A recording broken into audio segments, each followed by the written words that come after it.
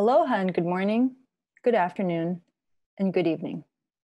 Welcome to the inaugural session of the US-Singapore Cyber and Tech Security Virtual Series session, Cybersecurity Threats and Cooperation in the Indo-Pacific, held with support from the US Embassy, Singapore. My name is Crystal Pryor, and I am Director of Nonproliferation, Technology, and Fellowships at the Pacific Forum. The rapid growth in digital innovations, such as 5G technology, IoT devices, and artificial intelligence, and the divergence of states' strategic interests over cyberspace and data governance are giving rise to new technical vulnerabilities and geopolitical uncertainties. These vulnerabilities and uncertainties impact international relations and our daily lives. The scale and cross-border nature of these challenges mean that international cooperation has become essential. The US and Singapore have been working together on a number of different issues, such as strengthening collaboration in the digital economy and cybersecurity, developing artificial intelligence tools for humanitarian aid and disaster relief, and working on issues of shared military relevance. Through the US, Singapore, and Cyber and Tech Virtual Series, a mix of 6 open and closed-door sessions with panels of experts and participants, Pacific Forum hopes to identify, examine, and discuss some of the most pressing issues related to cyberspace and technology, and to improve existing cooperation between the US and Singapore to face the increasingly complex legal, ethical, and security challenges that lie ahead of us. This first session will focus on examining the latest trends in cyber threats in the Indo-Pacific region, particularly on the prevalence of cyber threats in the Indo-Pacific region based on some of the high-profile cyber attacks and data leaks, as well as advanced persistent threat campaigns. Our panelists and participants will then examine the role played by the US and Singapore in enhancing regional cybersecurity, as well as clarify the points of convergence and divergence between Singapore and the US to improve future cooperation. Please note that remarks made in today's program are on the record, and an video-audio recording of this session will be made available on the Pacific Forum website and social media in the future. I will be moderating the discussion, which will include feedback and question and answers with the audience. Participants will be allowed to unmute their mics to ask questions or give feedback. Participants' cameras are disabled throughout the session. We'll also have interactive features like polling as we go along. Here is today's poll. The question is, what is the biggest cyber threat your country is facing? Do you think it's cyber espionage, intellectual property theft, data breaches, or fake news?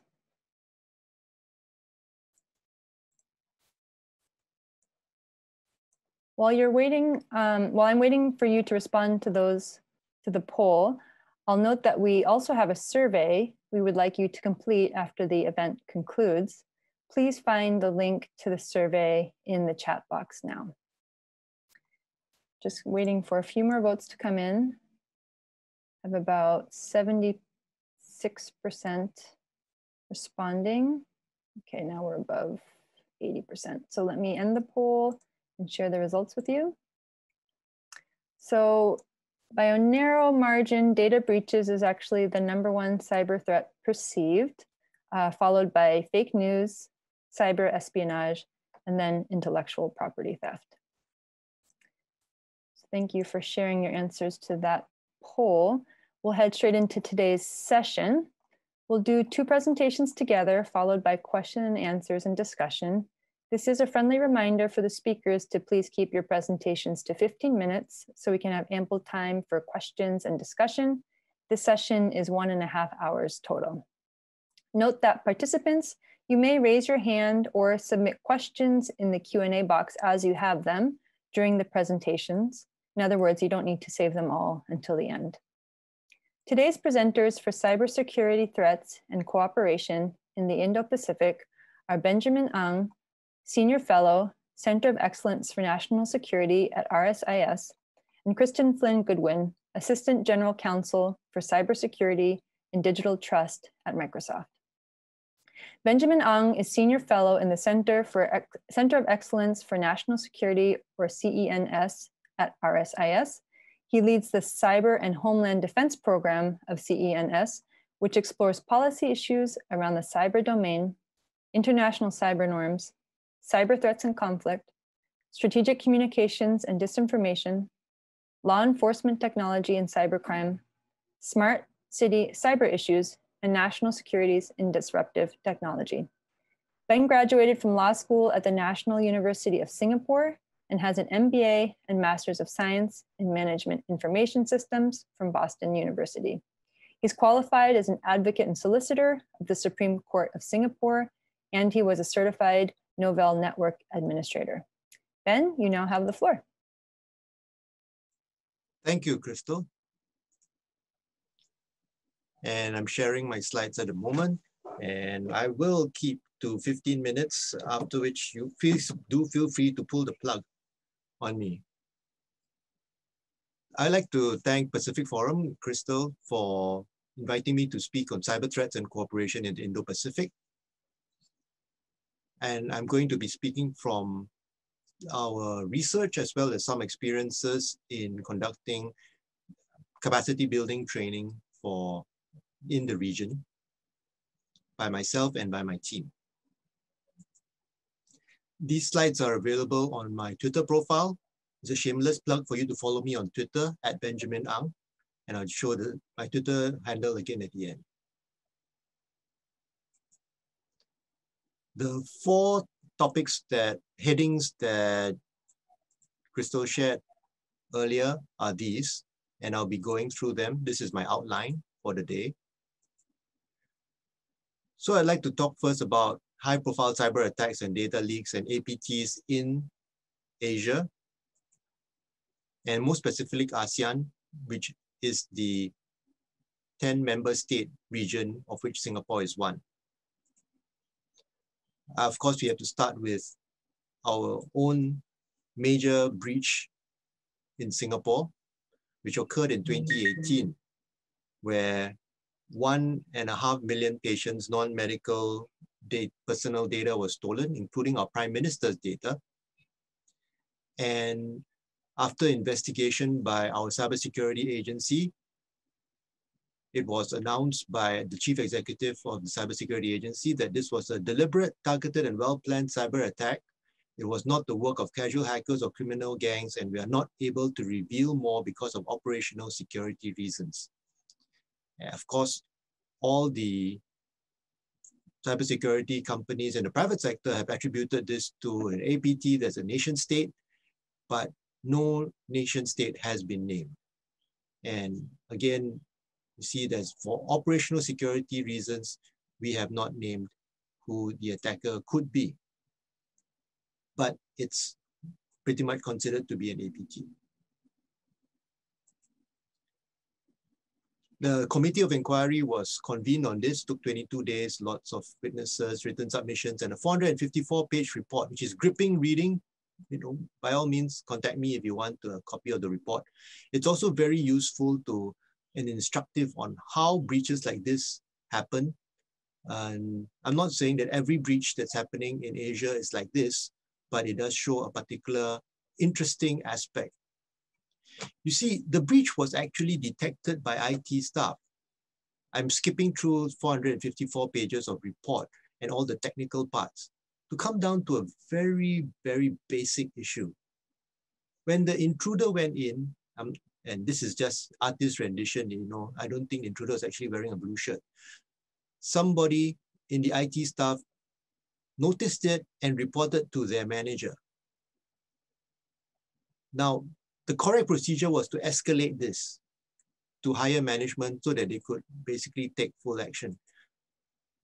But instead, when the IT staff reported it, the manager said, let's not escalate this. Otherwise, in his words, and that's a very Singaporean term, there'll be no day, no night. And so the intruder was able to move around freely for a substantial amount of time, collecting data. During the committee of inquiry, and this is actually quoted verbatim, the manager explained himself. He said that if he had reported the matter, he just have to get more people chasing him for updates, and they chase him for updates, he'll need to get more information. So it was not a good idea to report. And if you think that this was just one crazy manager taking it upon himself to suppress bad news, this is what his boss said at the committee of inquiry on oath. If a security incident is declared when it turns out there is no security incident, this may look bad on the person who made the declaration. So it looks like his boss is saying, yeah, pretty much, you know, if you report and there's nothing happening there, it doesn't look good for you.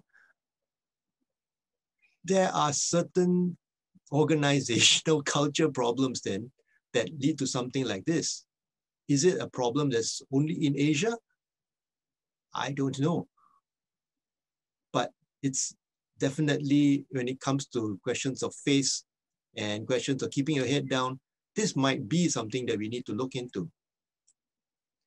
There are, of course, more incidents in ASEAN, and I'll just take 2018 to 2019. In Singapore, we had Ministry of Defense and Armed Forces personnel data being phished through a third-party vendor. We also had the personal data of 14,000 people diagnosed with HIV, was taken by the ex-lover of a doctor who had access. Now that's really silly because the doctor had left the laptop at home unsecured, and his partner had basically accessed all the data and taken it on thumb drive. That's just sad. Thailand and Vietnam, Toyota mentioned they had a data breach but didn't give details. The Philippines had a data breach of 82,000 customers of Wendy's. So all their secret preferences of what kind of burger they like and how they like their fries basically has been stolen. Terrible. And 900,000 customers of a pawn shop. What blew my mind was that the pawn shop said this is only a fraction of their customer base. It's less than 10% of their customers. Like that's millions of pawn shop customers. And in Thailand, 45,000 customers of mobile company. And in Malaysia, 46 million mobile subscribers data in a country which actually has less than 46 million citizens. So you go and figure. And I didn't even mention in 2017, the universities in Singapore were hit by an APT. My university as well, because apparently we do a lot of work for Ministry of Defense and government ministries, and it could have been espionage. Which brings us to this report by Kaspersky, which listed 7 very interestingly named APTs. Always reminder that APTs are named by the company that discovers them, much like astronomical bodies are named by astronomers. So basically, most of the countries in the ASEAN region are targets, and most of the entities are government organizations, ministries, political parties, and generally the intent is intelligence gathering. That seems to be it. Not to disrupt critical infrastructure, but to gather intel. What could that intel be used for? One of the things could be to develop better information warfare tactics. And there's lots of allegations of info ops and foreign interference in Asia as well. And recently, as 2019, Facebook took down accounts from Iran and an Israeli company in a Russian campaign that was targeting Thailand. China has accused the US of supporting Hong Kong protesters. So it goes 2 ways. Australia has accused China of influencing businessmen, politicians, education institutions. And Taiwan Cybersecurity Agency has briefed their parliament about the Chinese campaign to interfere with their 2018 elections. This, of course, is made very complex by the fact that there are domestic info ops in Taiwan as well, because there are many people, Taiwanese citizens who are pro-China. And Reuters reported in 2015, there was a China Radio International covertly backing 33 radio stations that were pro-China. And just this year, Facebook announced it was took down a Chinese disinformation campaign, which has been named by Graphica as Operation Navel Gazing, which was promoting politicians favorable to China, including the Philippine president. This kind of illustrates how info-ops is a complicated matter in Asia, because sometimes the foreign interference seems to be promoting the country's elected leader. Now, who ever heard of such a thing, where you could have foreign interference supporting your president, right? What a novel idea. Definitely, the allegations of domestic info-ops. Indonesia's political parties are documented to be using buzzers on social media. One of my team has actually done fieldwork in Indonesia and has a report being published very soon. And it's a full-scale business of having buzzers, large groups of people who are on social media promoting your cause for a fee. And in Philippines, journalists have been in conflict with the government, mutually accusing one another of spreading disinformation, and also resulting in the arrest of a Rappler editor and a conviction of cyber libel charges. In Singapore, we had a minor spike of anonymous online criticism when we had a 2018 dispute with Malaysia, who are our close neighbors and close friends, but sometimes neighbors also disagree. So when it comes to countermeasures, we've done quite a bit of work on this in RSIS, and we developed our own framework for countermeasures.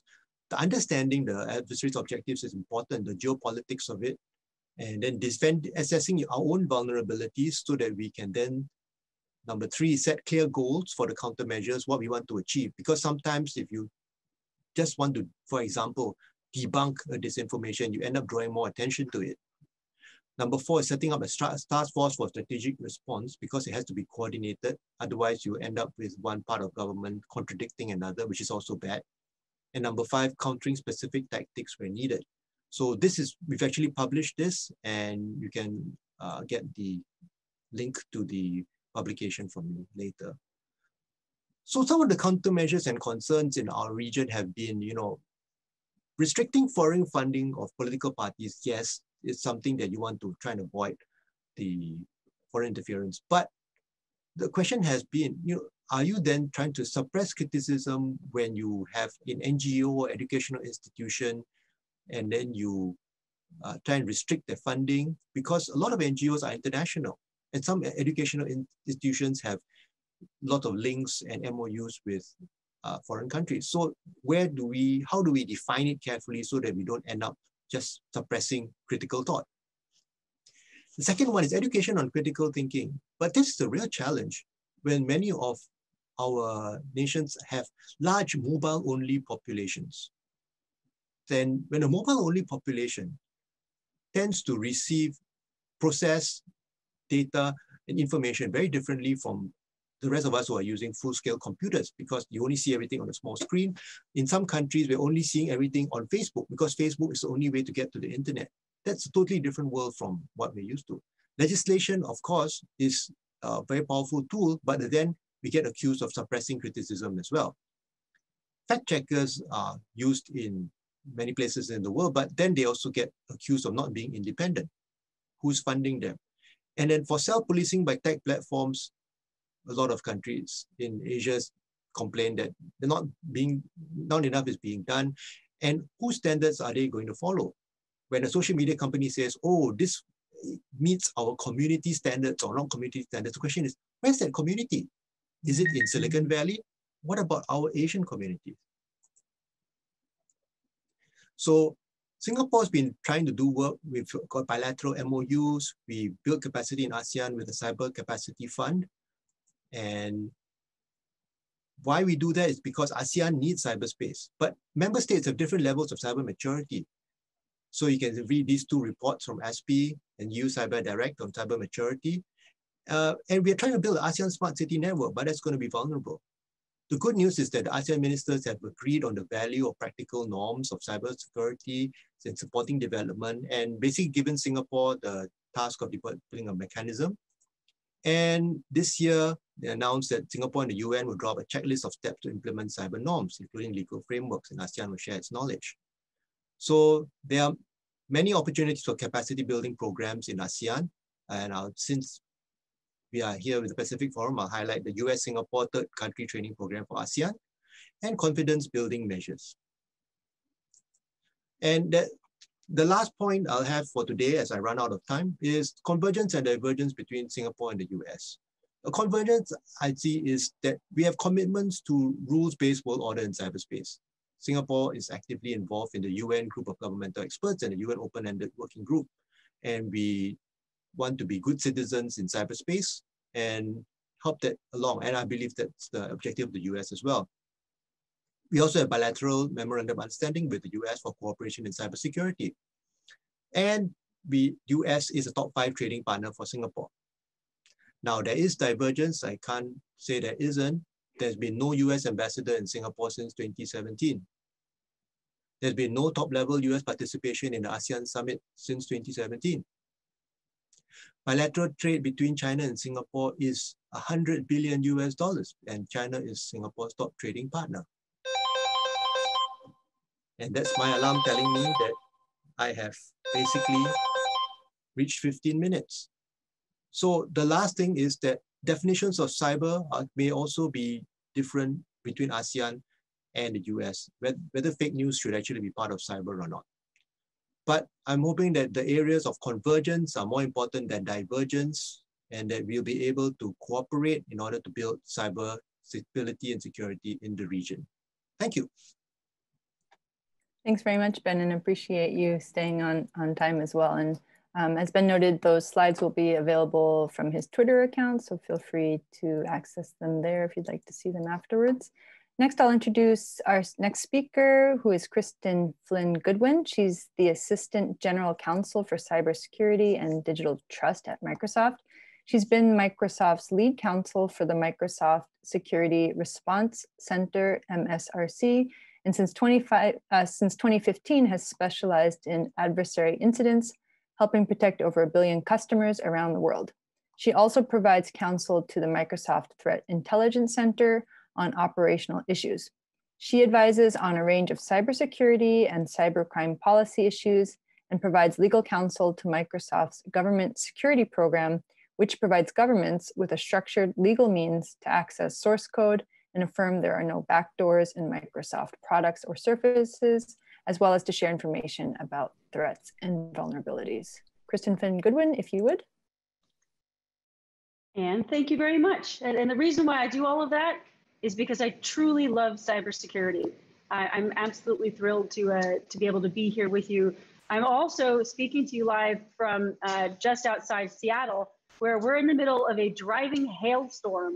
So hopefully you won't hear the sound of the hail bouncing off the roof too much, but hopefully it won't be too distracting. So I'm happy to talk about what we see in the cybersecurity realm, because really there are growing classes of cyber attacks that garner a lot of our attention.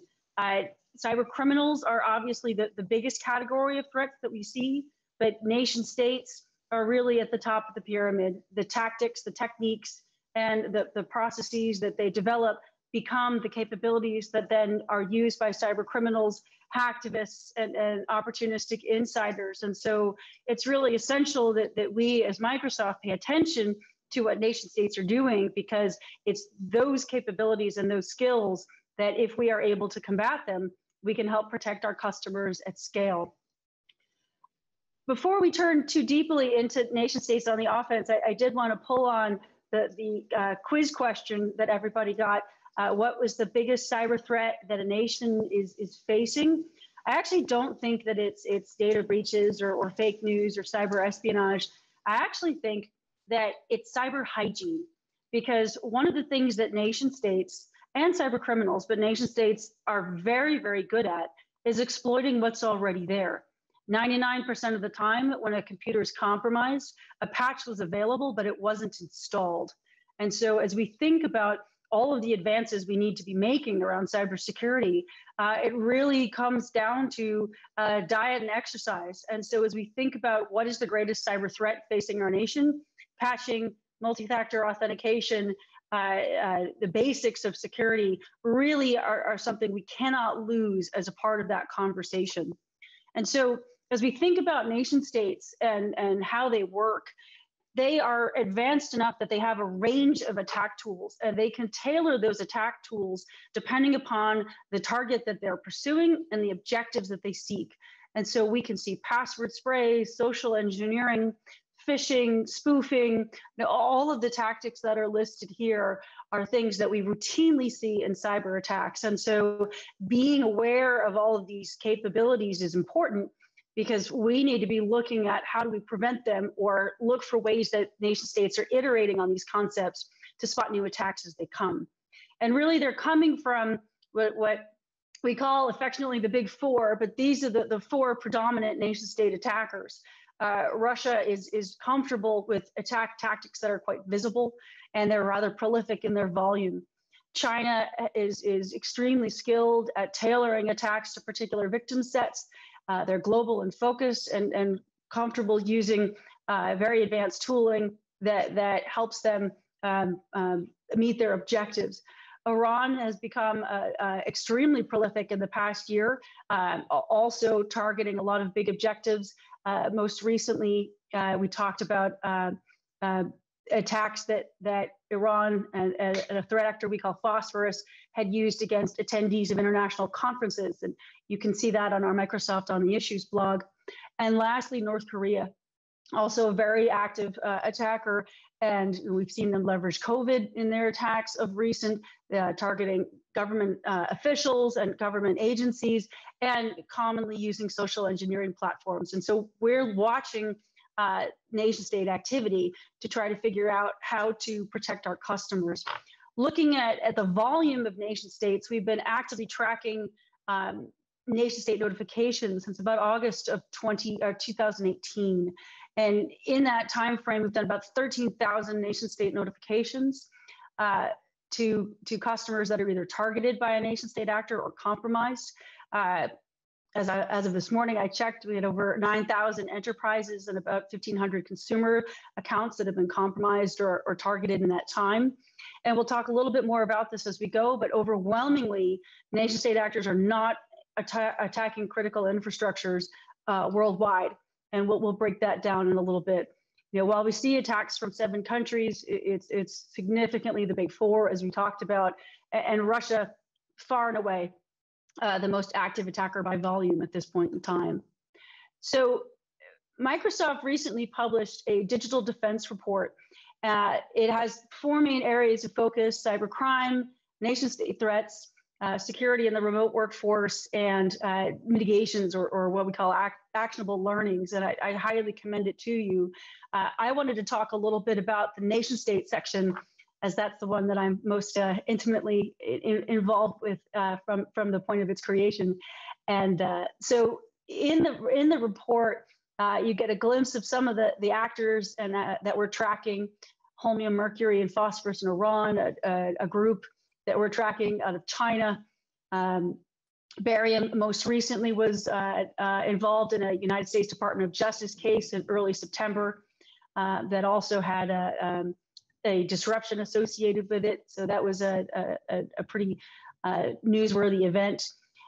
We also have seen attacks from both North and South Korea, and of course from the Russia space. And so the digital defense report goes into more detail about some of that activity. As we look at nation state attacks all up, it's interesting to sort of step back and look at the data. You know, from an all up perspective, country of origin, about half of the nation state notifications we've done to customers have come from activity originating out of Russia. A quarter of it's from Iran, and then a split of China, North Korea, and other states. And so when you start to break down the nation state actors themselves, we've talked publicly about the actors that we've named on the right here: 63% strontium, that's a Russian actor set; 18% phosphorus, that's an Iranian actor set; 9% mercury, that's another Iranian actor set, 5% thallium, that's a North Korean actor set. And so you can get a sense of just by volume, when we talk about Russia really being the most active by far. And who are they going after? Predominantly, almost 70% of the activity is aimed at the United States. Now, that data is skewed because really what we're tracking is attacks against Azure and Office 365. And so as we see digital transformation continue to move across the Asia Pacific region and across Europe as well, I think we'll see massive spikes in these numbers. I don't necessarily think that's a bad thing because the nation state attacks are happening now. It's just that most small companies and businesses don't have teams that can track this sort of activity or hunt to find it. And so I think that it will be good for us to see the growth in this space and understand it so we can combat it more effectively. And we'll drill into some of the targeted sectors, but you can see 32% are non-governmental organizations, NGOs. So, what are the nation states doing? Well, they're acting either for espionage purposes, looking to conduct reconnaissance, at times disruption or even destruction. And they're using things like malware, credential harvesting, VPN exploits, and password spray, throwing a series of very simple passwords up against a server in order to see which one lets you in. You don't need to pick a very complex password. If you know that there's one person in an enterprise who will pick their favorite sports team and 2020 as their password, just try Liverpool 2020, just pick Manchester United 2020 and you have a great chance of getting in. And so that's a really simple password spray tactic that nation states use because it works. And so I wanted to just spend a couple of minutes looking at nation state attacks in Asia. So to give you a sense of our worldwide baseline, 86% of the attacks that we see are targeted. And what that means is that it's a reconnaissance attempt, or it's an attempted logon, an attempted compromise, but it's not successful. The attacker is not able to gain access to a customer's services. And only 14% of the time do we see that the nation state actor is successful. At a worldwide level, 84% of what we see are attacks that are not aimed at critical infrastructure. So think NGOs, think tanks, places where government will go to consult with experts in order to gain insight or information about development of a public policy. These are really attractive sources for nation state espionage attacks and collection efforts. So this is data from a worldwide data set. Looking at Asia, now to build this data set, I looked at APEC member states and I excluded Russia, the United States, and any South American nation, just so that I could come up with a baseline and you could understand the sample set. So it's still fairly small. Of the 13,000 nation state notifications that I've got, this is a couple of hundred. I think, like I said, the nation state notification numbers will grow as we see more digital transformation, but that's a good thing because most of these attacks are going undetected right now. And so we have an inverse of what we see around the rest of the world. 72% of the attacks we see in Asia are successful compromises of accounts, and that's rather surprising. And so that's an indicator that, to my earlier point, cyber hygiene takes on greater importance. And then Asia also skews the split. About half of the attacks that we see are aimed at critical infrastructure, roughly half are not, 45, 55. And so that's a big departure from the rest of the world, or even Australia, whose numbers tend to track closer to that worldwide baseline. So what are nation states going after? If you look at it specifically in Asia, about 28% of the targets are humanitarian entities, 15% are government, 13% higher education. You've got about 15% think tanks.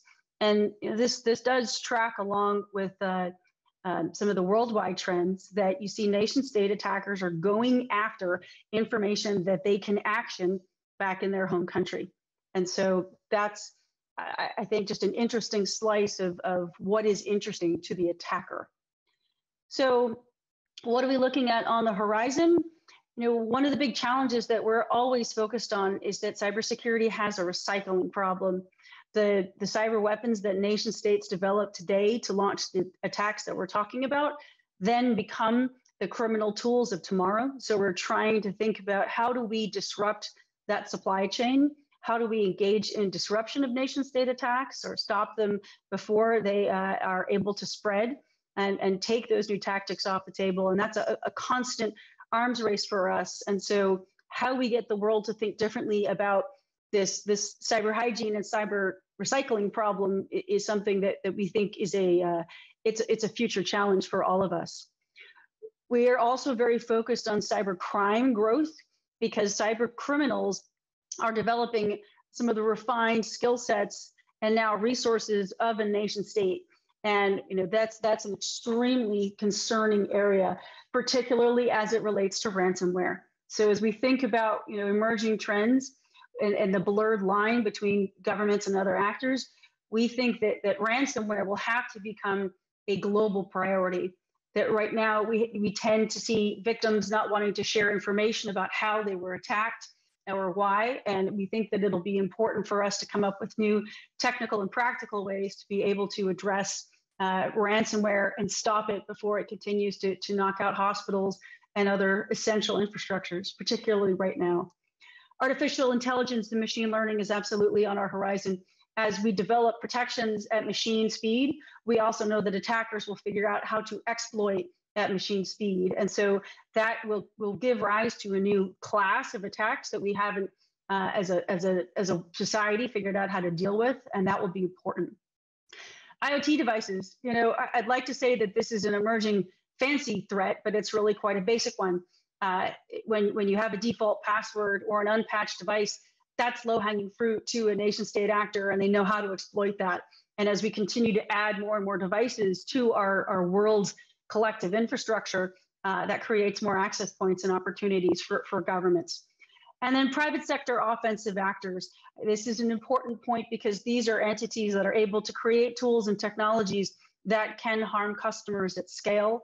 And then they're sold to governments, sometimes with restrictions, sometimes without. And one of these cases right now is before the Ninth Circuit in the United States. That's WhatsApp is suing the NSO group based out of Israel for a exploit that the NSO group had created in the WhatsApp product that they created in a tool that they called Pegasus, that they sold to a number of governments and used to surveil WhatsApp customers. So how we think about private sector offensive actors is going to be a priority for all of us. And so with that, stay in touch. I'm happy to hear from you. I'm happy to take any of our questions that come up. And I thank the Pacific Forum very much for the opportunity to be here. Thanks very much also for that excellent presentation.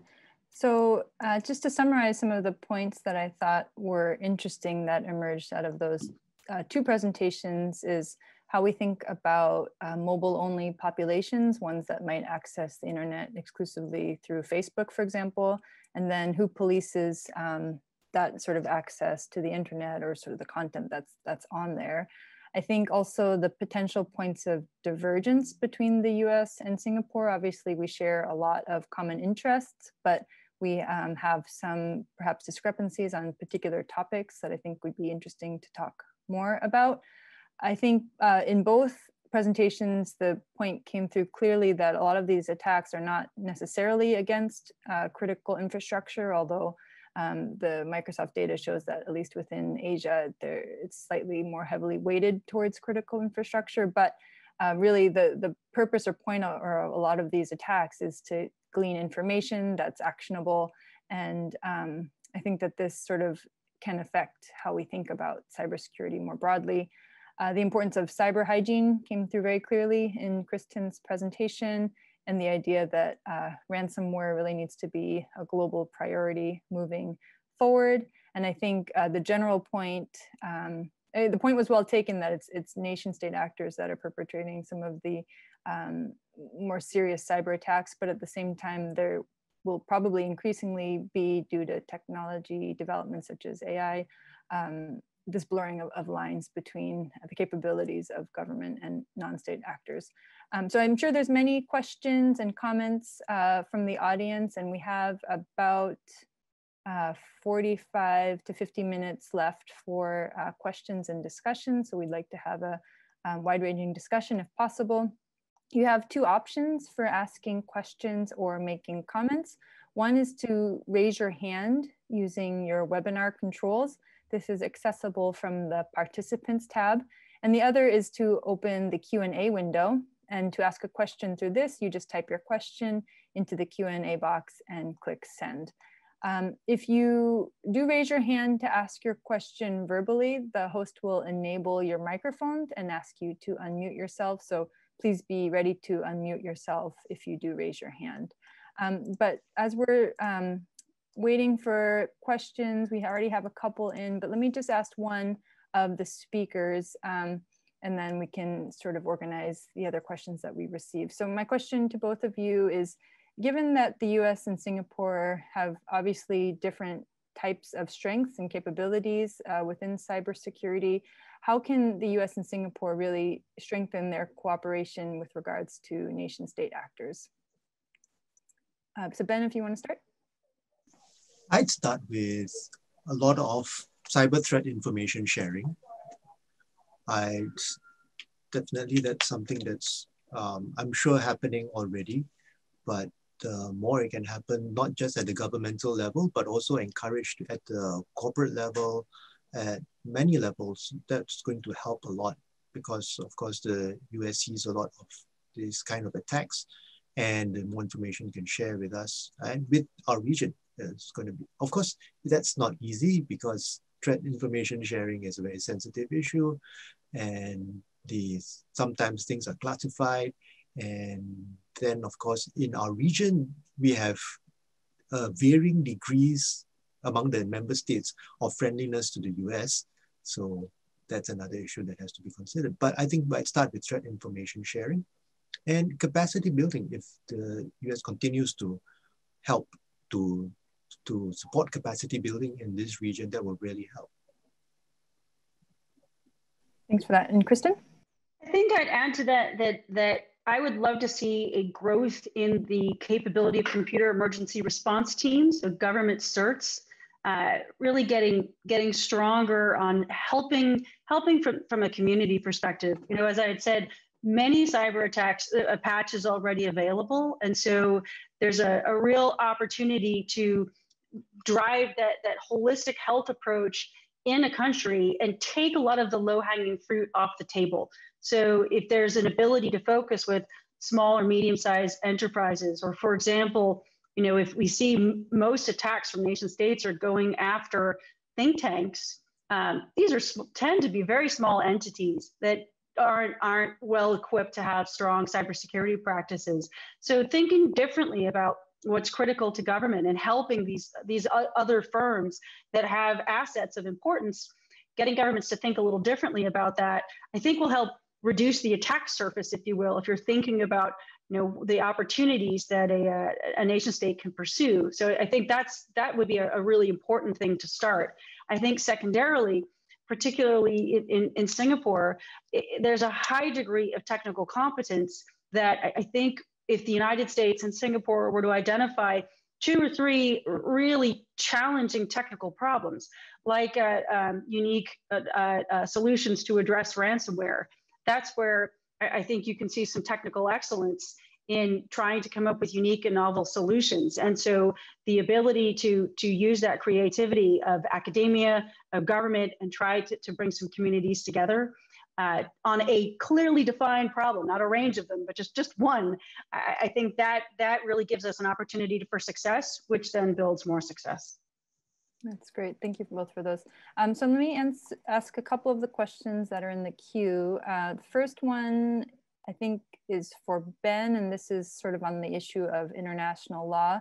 And the question is, is the work on countermeasures your center has done related to discussions on countermeasures afforded to states under international law, or do you define countermeasures differently? I also thought the discussion of countermeasures and also the concerns associated with each countermeasure was quite interesting. So if you could talk about sort of the nexus, if any, with international law, that would be great, as I know you also have a law background. And then I'll ask one question of Cristin, and this has to do with attribution.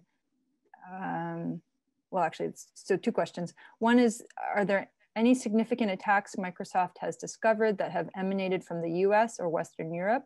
So of course we covered the big four, but you know, of course, cyber attacks can be happening from other countries as well. So if you could discuss any of these. And of course, many cyber attacks cannot be traced at all. So how do you actually figure out which nation states are behind those attacks? So Ben first, please. Sure. I'd like to clarify that when I was talking about countermeasures, the research we were doing was for countermeasures on information operations, which is different from countermeasures under international law, because the countermeasures under international law would arise if currently at the state that international law is. Countermeasures would arise if there were attacks that are at the level, reach the threshold of armed attack. And because the law of armed conflict does not come into play for cyber attacks at the moment, there isn't much to discuss for terms of countermeasures, whether countermeasures are allowed. So we weren't looking into that. The framework that we developed was for countermeasures for info-ops. And countermeasures for info-ops usually tend to be domestic. They usually tend to be things like fact-checking, education and critical thinking, and legislation. And rather than to do, for example, launch a drone strike against a troll farm in another country, that was not an option. So I hope that clarifies. Thank you. Yes, I think it does. And Cristin? Yeah, so we have not yet identified any significant attacks coming from the US or Western Europe, but we are hunting. I have to be really clear that Microsoft's position is that we will identify the nation state attacks and report them to our customers, and we are agnostic to the country of origin. And so it is a matter of tradecraft. I think that we haven't seen major attacks coming from the US or Western Europe yet, but is it beyond the realm of the possible for us to be doing nation state notifications on that type of activity? Absolutely not, right? That's absolutely within scope that we would consider that, should we see it. And as we think about efforts to formulate international norms governing cyber attacks, I think one of the challenges in this space is that governments are still trying to understand the metes and bounds of the cyber battle plane. I think that as they're trying to understand their capabilities, what would a cyber war look like? What do cyber attacks look like? There's not a lot of comfort yet from the world's militaries to cede ground and to step back from certain tactics or capabilities, as they're still trying to understand what the limits of those might be. And so I think that reality makes it very, very difficult for governments to come together in order to develop those norms. But what's really just sort of shocking is that we talked this past week about attacks that we saw against companies involved in the development of vaccines. And so when you see a nation state is willing to go after companies involved in the COVID-19 vaccine research space, that's the sort of cyber norm that should be fairly easy for nation states to rally around. And because we're not seeing that outcry, and the president of Microsoft, Brad Smith, was at the Paris Peace Forum talking about this late last week. If you're not seeing governments rallying around the reality that attacking vaccine companies in the middle of a pandemic is wrong, then I think that's a great indicator of just how challenging the space is. We know that we need international law, we need restraint, we need necessary and proportional and all of the extensions of international law that we apply in the physical realm. But I think there's a reluctance on the part of nation states to limit themselves, and that's a real challenge. And Cristin raised a very, very good point, because the vaccine companies would not be critical infrastructure under normal circumstances, which we are not living in. Although the hospitals actually are critical infrastructure. And I was really curious because, Cristin, I'm really very interested in the judicial defense report, which I'm going to download as soon as we get off this call. But what were the kind of critical infrastructures in Asia that were getting hit, and in what way were they getting hit?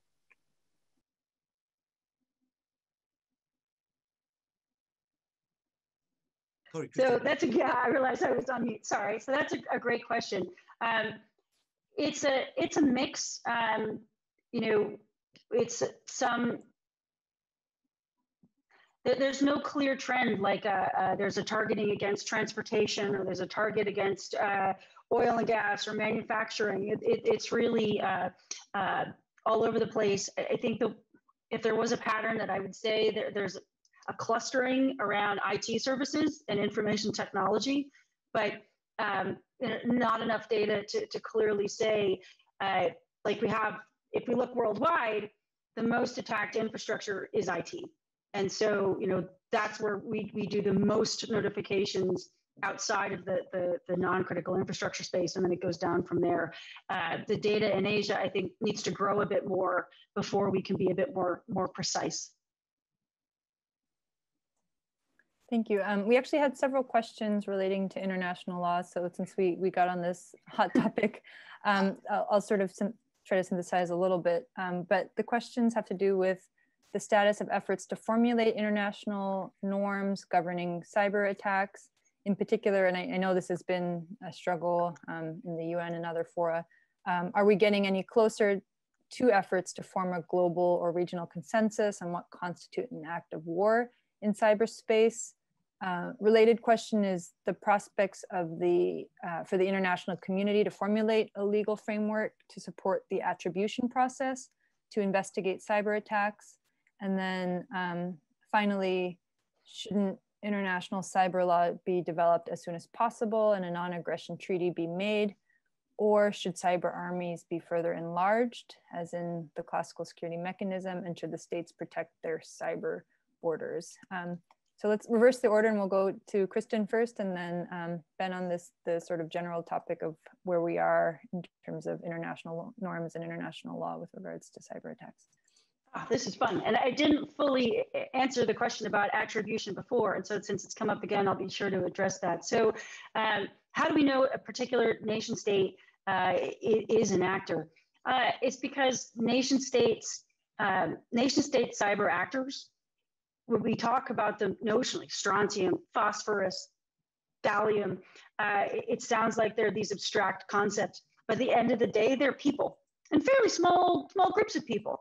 And people tend to act the same way over time, and they tend to use the same tools, or they have similar capabilities. And so you start to get to know the signatures and the work and the infrastructure of the different activity groups. And when you study them over a period of years, you begin to get to know the different activity groups and the infrastructure that they use in a way that makes it more credible to be able to track. And then you can tell over time if you're right, because the community starts to coalesce around identities. While we may use different names for APT28 is Fancy Bear, is Strontium, when you coalesce around that, you do get a sense that yes, we've found the right group.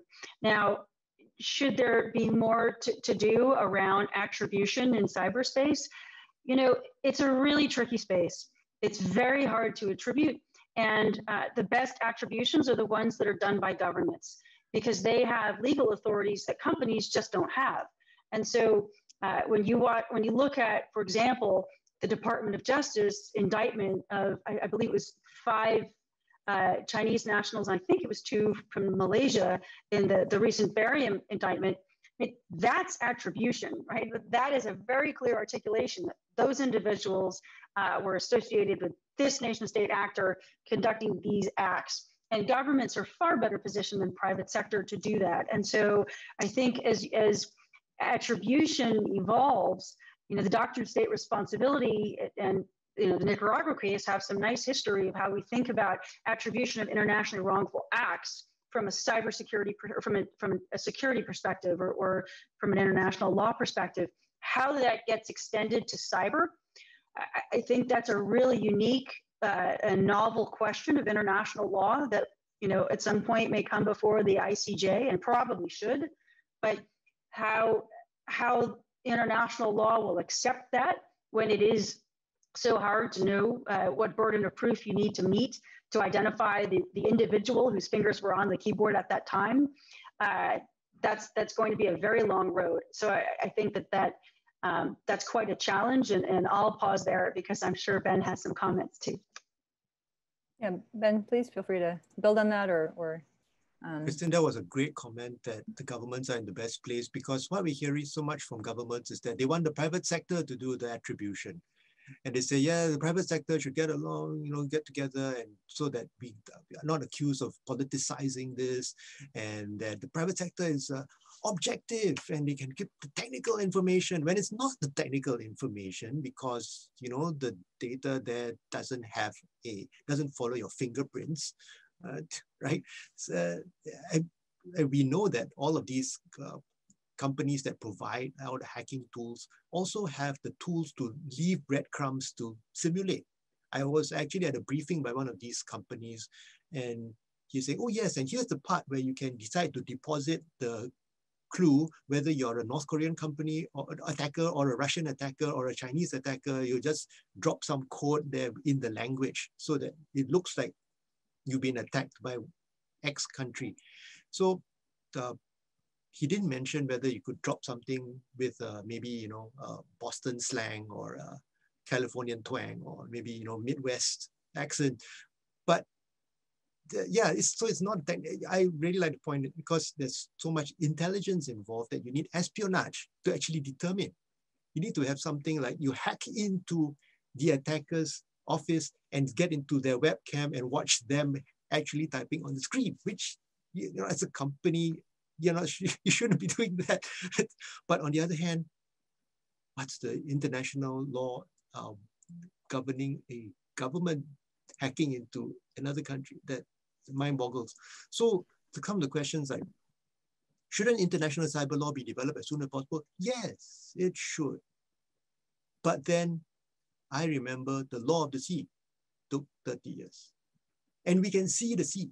The sea has been around for millions of years, thousands, depending on your belief system. So and people have been traveling on the sea for thousands of years, but yet it took 30 years to develop that. Cyberspace is something which has just recently arrived in our consciousness.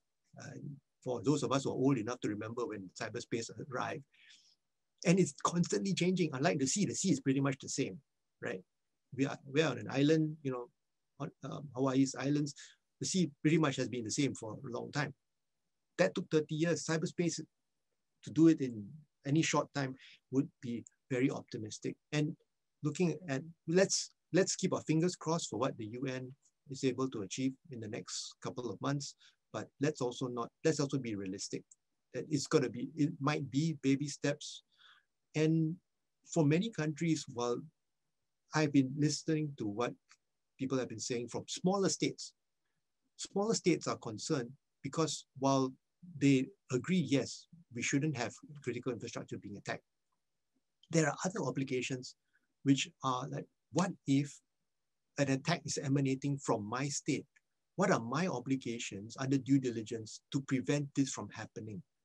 And if I don't have the capability to stop this attack emanating from my state, which is not me, it's not me, seriously, I swear it's not me. Somebody's planted a server on my territory, but I don't know how to take it down. What am I supposed to do? How liable am I going to be? Am I now open under this new international law that's going to be developed? Am I going to be exposed to countermeasures from you? Are you going to counter attack? You're going to hit my territory? I'm a small state. That's very scary. So we have to look after everybody, help bring everybody up. Although I want to pull on that thread, right? Because countermeasures are what governments would call it on the private sector side, we'd call it hacking back. And there have been a couple of attempts at hacking back legislative conversations in the United States. And it is something that Microsoft has not been supportive of because of the risk of it. The thought of a private sector entity engaging in countermeasures, accessing somebody else's computer to attempt to reclaim information or stop something from moving. Look at the conversations we're having right now about the role of the private sector in stopping the spread of misinformation or disinformation. Imagine if we were tasked with the responsibility of also stopping cyber threats or recapturing data. The thought of asking private sector entities to go out into other people's computers and wipe things is crazy. Like that's something that would just not happen. And so as we were trying to think about what's the right role of the private sector, it comes back to, I think Ben's very, very apt point, which is that in the grand scheme of governance, cyber is about an hour and a half old. And as a result of that, governments don't yet know what is the right role for how do we rethink policing? How do we rethink governance? How do we rethink the hallmarks of jurisdiction? And the fact that infrastructure, which was historically owned, if you go back in the classic sense, by government, is entirely in the hands of the private sector. That is a dichotomy that governments are still wrestling with. And so, when we think about addressing nation state or critical infrastructure protection, which I know is a big conversation in Asia right now, critical infrastructure is a conversation I joined in 1999, and we're only 20 years into it, and I think it'll take another 15 or 20 before we start to clearly have a pattern of behavior around what's acceptable. That's just one topic. And so as you think about the evolution of international law, that will be slower and finer. And so I think it forces us to have to think about our expectations and goals over a period of time. Really interesting discussion and points. Thank you for those. I'm going to bring it a little bit back to the relationship between the private sector and state governments. So a few related questions, feel free to answer whichever ones strike you, but they are, how do different states' relationship with their private sectors influence their cybersecurity approaches? How can we incentivize industry to adopt more transparency in disclosing cyber attacks? How can we improve information sharing between government and private sector? And finally, what are the best countermeasures against insider threats? So Ben, do you want to start with this one? Wow, that's a whole lot of questions. I guess if we look at a couple of them, the state relationship with private sectors, which I've kind of noticed in the region, is that where there is a relationship of trust that was built outside the cyber world, there is much better cooperation. And this is something that can't be like, you can't just turn on the tap and say, oh, right now, here a particular state has been, shall we say, not upfront with their private sector in terms of practices, shall we say, for decades. And now it's, oh, in cyber, let's share information. I said, no, I don't think so. But at least I feel comfortable in saying that in Singapore, the regulators have been very closely working with operators in all the critical information sectors for decades. So that when it comes to cyber issues, there's a much higher level of trust. Of course, it's not perfect and there are still issues, but at least it's better than if there were no trust. And so that the trust building is so important. And I think it comes from also, part of it is sharing of information, quid pro quo. What are some of the other very, very fascinating questions? Because I don't see them in the Q&A section anymore. Well, while you explore that, I'll just chime in for a second on what else we can do to help increase that information sharing flow and that capability building between governments and the private sector and priorities. You know, one of the challenges that we see is that we don't yet have enough of a global adoption of vulnerability equity capabilities like you have starting to take root. And so we actually think that vulnerability equities isn't enough. So a vulnerability equities program is one where when a government finds a new vulnerability, they will evaluate whether it is more important to use it or to then provide it back to the owner of the infrastructure so that they can repair it. At Microsoft, we actually think that we need to go bigger than that. And it can't just be a discussion about the disclosure of vulnerabilities, because vulnerabilities in software are only one tactic that nation states now use. It has to be broader than that, because we see the exploit of things like information, processes, tactics. And so we really need to have, instead of a vulnerability equities program, a cybersecurity equities program, so that if a government comes across a new tactic that can be used against cybersecurity users worldwide, they should think about the impact to the ecosystem versus that national security benefit, and should work a little harder to think about the equities before it takes root. And I'll give you an example of that. That's a cybercrime example. So it's not the responsibility of any country.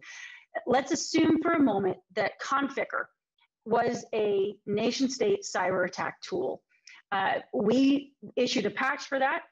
MS 08067, so that was a 2008 vulnerability, the 67th one we fixed that year from the Microsoft Security Response Center. We're still cleaning that off of millions of computers a month through the Microsoft Security malicious software removal tool. That's 2008, that's 12 years ago.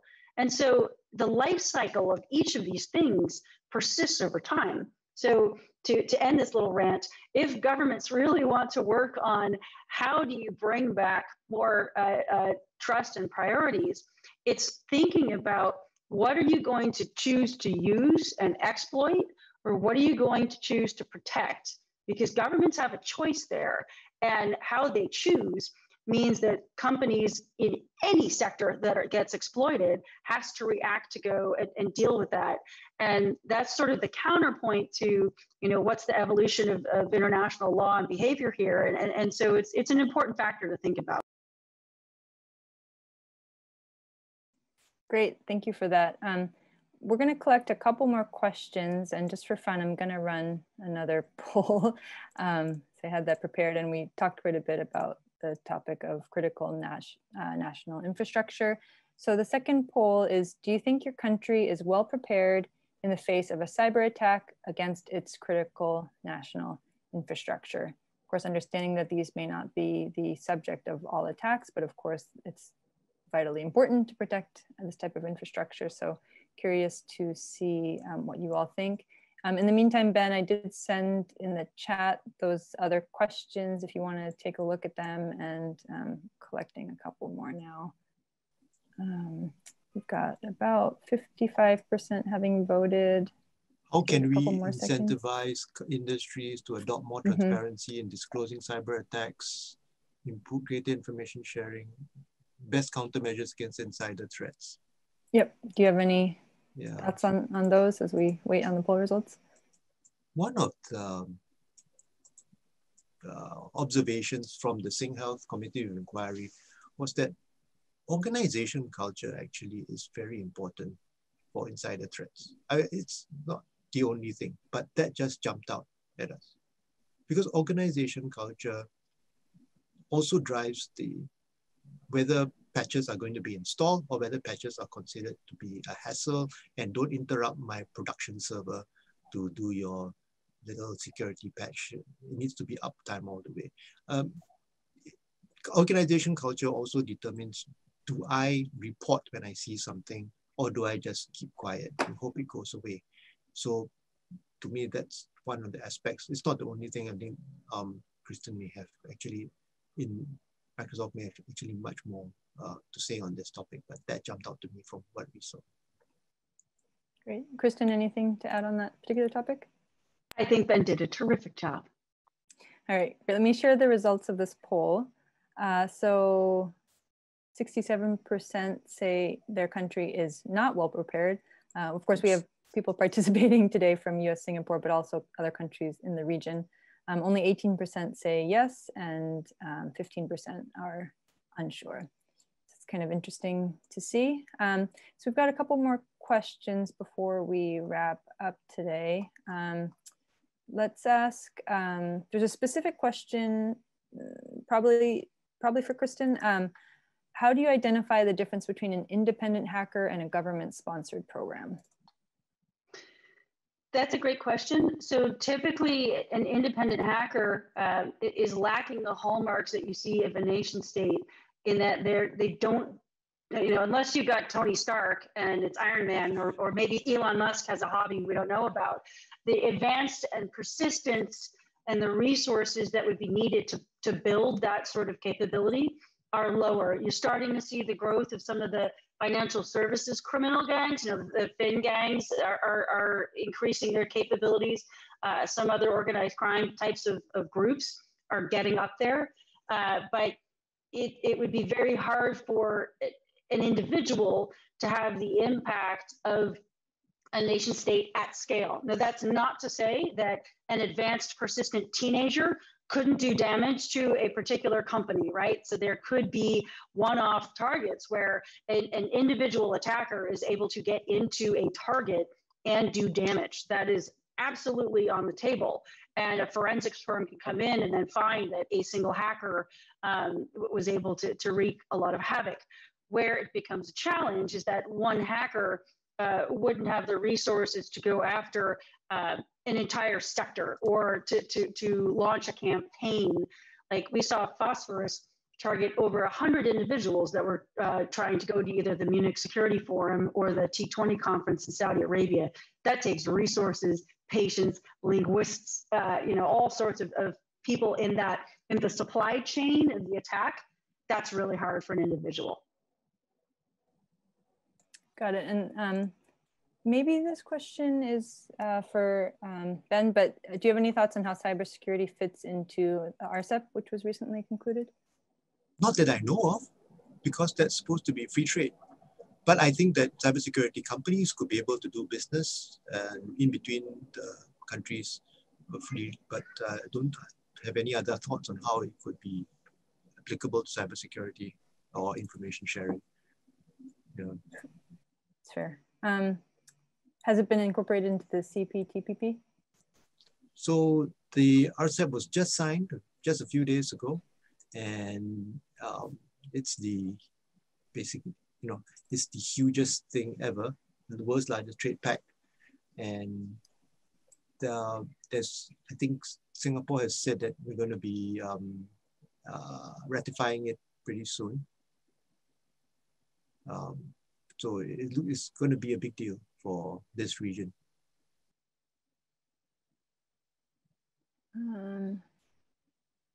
How about the following question for either of you? This is from one of our fellows.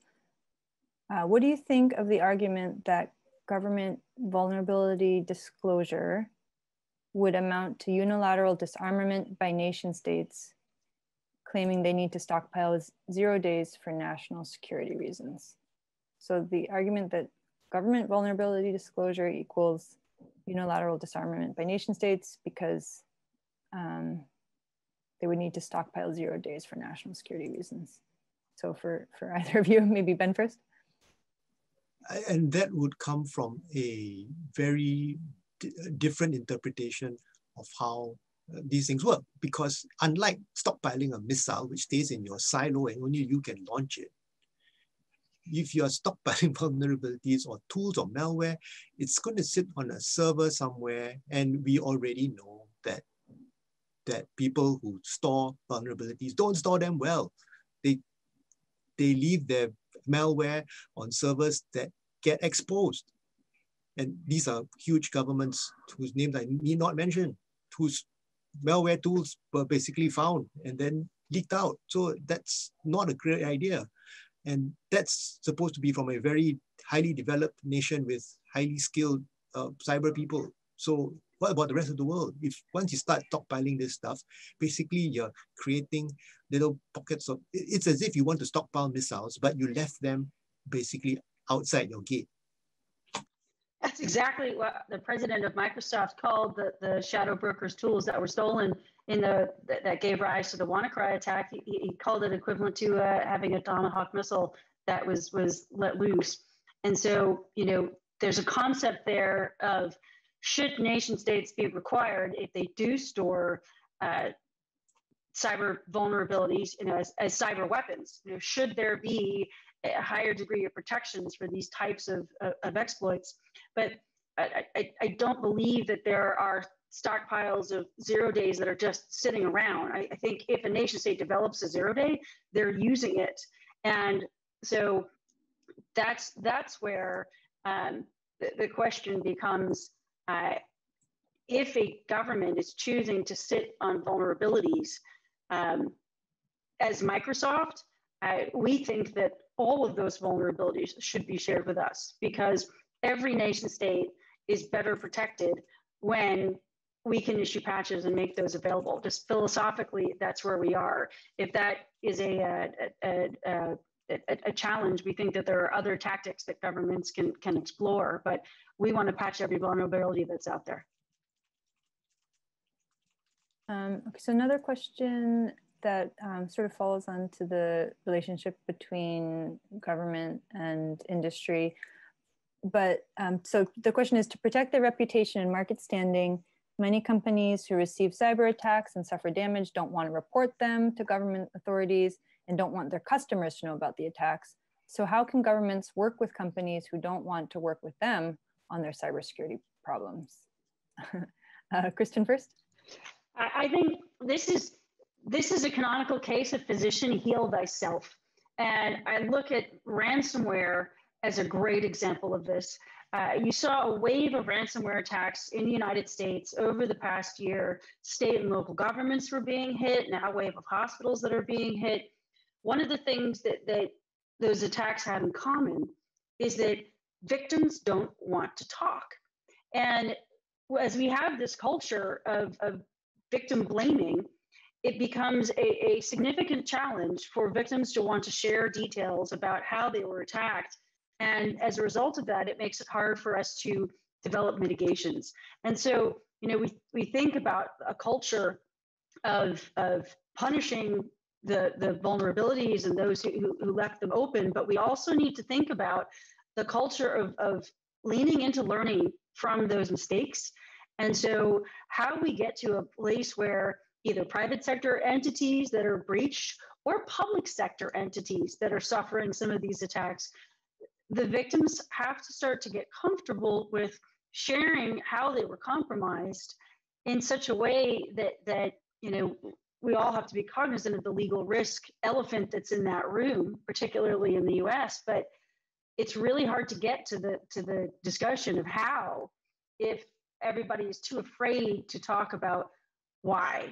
And so I think that's a global cultural problem that we just need to get better at getting victims of all kinds, private sector, government alike, because we're all being attacked. The data shows that.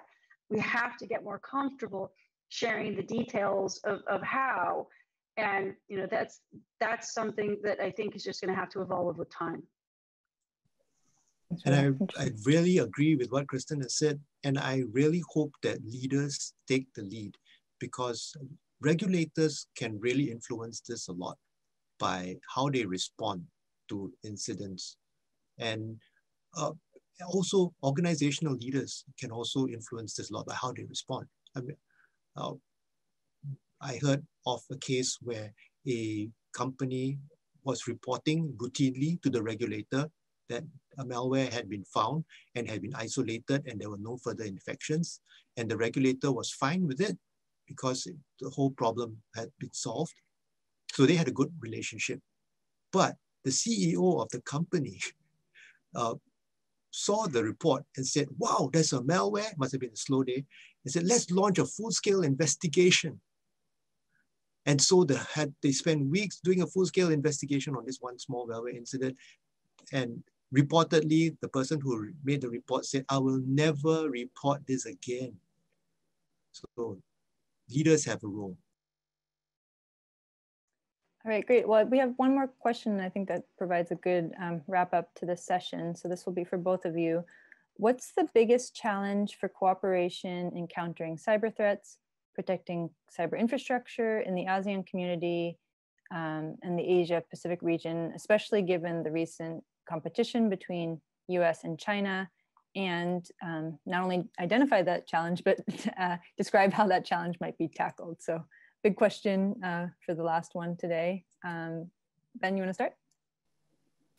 It would help if in the next 4 years, there's more US engagement in the region. For example, setting high-level participation to the ASEAN Summit, and maybe having an ambassador in my country. Then the participation in capacity building is very helpful, because really that's the big issue, that a lot of the nations really have capacity issues. They have resource issues. We can't ask them to say, oh, comply with international law, adopt cyber norms, and they say, how am I going to do it? I don't have the tools, I don't have the manpower, I don't have the know-how. And it goes beyond, I think, just providing training, because you can train a person as much as they want, but if you don't have the resources to put together the tools, they're still stuck. And mind you, if there's this great power competition, the US is not the only country who is willing to throw aid into Asia or trade into Asia. And Asian countries have to look after the economy first. And if the economy if our bread is buttered on a particular side, then, well, you know, we have to go where the benefit is. So there again, the US has to make sure that it is beneficial to the ASEAN countries to have more cooperation, not just look at it purely as a security issue. Oh, look, those people are so dangerous. Why don't you stay with us? We'll protect you. That doesn't quite fly, because we need the trade we need with all the nations around us. Please don't ask us to take sides. That just doesn't work in our region. And then with more cooperation, we'll be able to build a better cybersecurity for the region as a whole, and hopefully the world. Great. And Cristin? Yeah, I'll take a different tact. You know, I think one of the biggest challenges to deal with cyber threats in the region is that we all have very different approaches to policing. And cybersecurity, cybercrime is a growing problem. It's growing because it is a crime of opportunity, and it's really easy. And so the inability right now for law enforcement worldwide to be able to tackle this, to be able to share information, to be able to work on cases, or even the fact that we don't have a way in law enforcement to reward law enforcement or measure success, not by the number of criminals caught, but by the number of computers protected, by the number of defenses put in place. That makes it really hard for those who are chasing the bad guys to ever be successful, if you have to get the person and not stop the threat. And so we need to start to think globally about an asymmetric response to an asymmetric problem. And we're bringing, you know, a late 1800s mindset to a next generation problem. And so as we think about the growth of cryptocurrencies and the next generation of payment systems, particularly in Asia, which is going to lead on this, that will be an absolute attractor. It's an attractive nuisance, to use a legal term, for cybercrime. And so we're going to have to get incredibly aggressive in coming up with new and novel ways to deal with that, because then we'll see those tactics proliferate to the rest of the world. So we're in an inflection point to really think about a next-gen harm that's right around the corner, and to get police forces resourced and mobilized to think differently about that, because then we won't see the wave of follow-on attacks that come and impact the rest of the world. And so I think that would be really exciting to get the nations pointed at that as an opportunity to go and find some success, because I will have plenty of problems to fix. Thanks both so much for those talks, which were very interesting. And I think we got a lot of practical recommendations for ways forward instead of just lamenting the lack of cyber norms and international law. And so I think although there's problems out there, we also leave with some hope about this very difficult and wide-ranging issue. So thanks so much for both of our esteemed panelists and all of our participants for joining us today. We do hope that you'll continue staying engaged with Pacific Forum programming, which you can find out more about on our website, www.pacforum.org.